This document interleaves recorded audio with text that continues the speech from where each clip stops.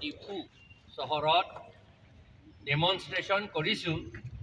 Demonstration কৰাৰ কাৰণটো হৈছে আমাৰ কাৰ্বি আংলং অট'নমাছ কাউন্সিলে under the leadership of Tuliram Ronghang তেওঁলোকে যোৱা ফেব্ৰুৱাৰী 20 তাৰিখত আৰ্বৰেটামত তাত মিটিং হৈছিল। তেওঁলোকে কৈছিল যে চব ৰাইজৰ আগতে আমিও আছিলোঁ যে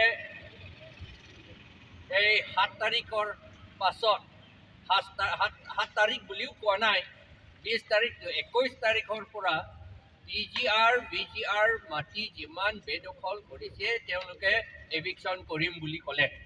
তৎক্ষণাৎ কৰিম 21 তাৰিখৰ পৰা আৰম্ভ বুলি। আচলতে সেই দিনাটো আজিৰ পৰা বুলি কৈছিল, আজিৰ পৰা বুলি 20 তাৰিখত, কিন্তু 20 তাৰিখত বাৰু মিটিং আছিলে, সেইটো নোৱাৰিব আমিও জানিছোঁ, কিন্তু 21 তাৰিখৰ পৰা কৰিম বুলি ক'লে। আৰু তাৰ লগতে চাৰ্থে ফাংচু মাটি 21 বিঘা অলপমান বেছি, 21 বিঘাতকৈ বহুত বছৰৰ পৰা দুজন মানুহ বিহাৰৰ পৰা আহি কেপচাৰ কৰি ৰাখিছে। চাৰ্থে ফাংচুৱে হাইকোৰ্ট কেছ কৰিছিল।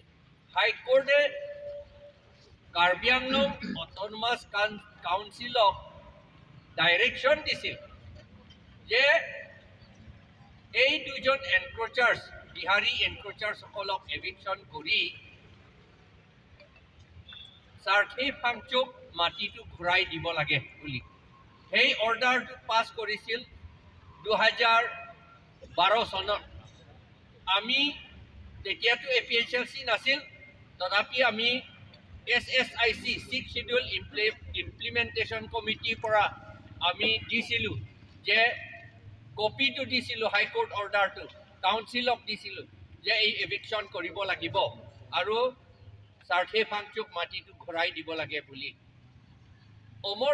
অমৰ সিং টিছো তেওঁ ৰেভিনিউ মিনিষ্টাৰ নিচিনা ৰেভিনিউ EMে তেওঁ প্ৰতিজ্ঞা কৰিছিল, প্ৰমিছ কৰিছিল,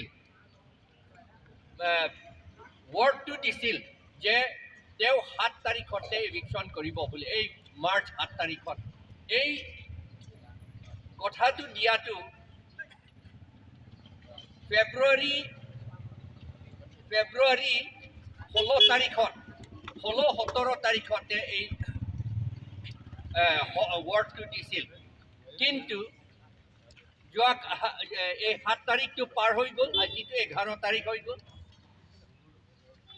অমৰ সিং টিছোৱে এভিকশ্যন কৰিব নকৰিলে, তেওঁ নোৱাৰা বুলি নহয়, নকৰিলে। আৰু এতিয়াতো কিবা কিবি দেখুৱাইছে, এইটো কাৰণত সেইটো কাৰণত বুলি দেখুৱাইছে। তেতিয়াতো মই কৈছিলোঁ, তেতিয়া মিটিঙত আমি ধৰ্ণা কৰি থাকোঁতে খেৰণিত আমি কৈছিলোঁ যে এইটো ইলেকশ্যন আহিব, আপুনি কেনেকৈ কৰিব, তেতিয়া তেওঁ পাৰিম বুলি কৈছিলে। আৰু ময়ো জানো যে ইলেকশ্যন থাকিলেও আগৰ পৰা কৰি থকা কামটো কৰি থাকিব পাৰে, সেইটো ৰুল আছে। ইলেকশ্যন আমাৰ কোড অফ কণ্ডাক্ট থাকিলেও এইটো কৰিব পাৰে। এতিয়াতো কোড অফ কণ্ডাক্টো নাই, পুলিচ ৰেডি আছে, মেজিষ্ট্ৰেট ৰেডি আছে, কিন্তু আমি দেখিছোঁ যে তেওঁলোকে মাত্ৰ এছিষ্টেণ্ট ৰেভিনিউ অফিচাৰকে এভিকশ্যন কৰিবলৈ দিছে।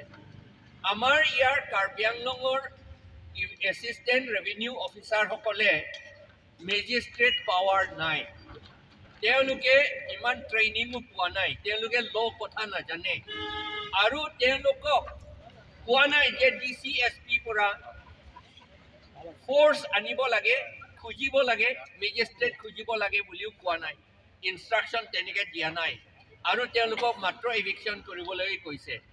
সেইকাৰণে এতিয়াও এভিকশ্যন নকৰিলে। আৰু এভিকশ্যন যদি সঁচাকৈ তেওঁলোকে কৰিব খোজে, তেতিয়াহ'লে আইনমতে বা গাইডলাইনছ মতে DC আৰু SP লৈ লিখি মেজিষ্ট্ৰেট আৰু পুলিচ আনিব লাগিছিলে, আৰু লগতে ফায়াৰ ব্ৰিগেড,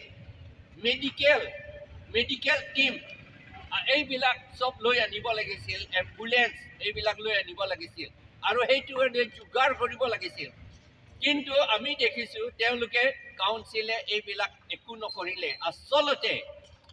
আচলতে তেওঁলোকে পাব্লিকসকলক ফাঁকি দিছে। এইটো পুৰা ফাঁকি, পুৰা এইটো সকলোৱে দেখিছে যে এই বিজেপি চৰকাৰে আমাৰ কাৰ্বি আংলঙত সদায় পাব্লিকসকলক ফাঁকি দি থাকে।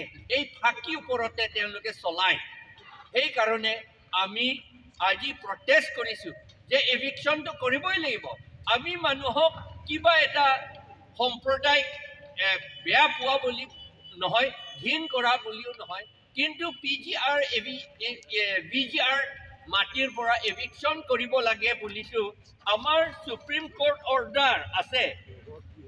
সুপ্ৰিম কোৰ্ট অৰ্ডাৰ আপোনাৰ ইয়াত আছে, সুপ্ৰিম কোৰ্ট অৰ্ডাৰ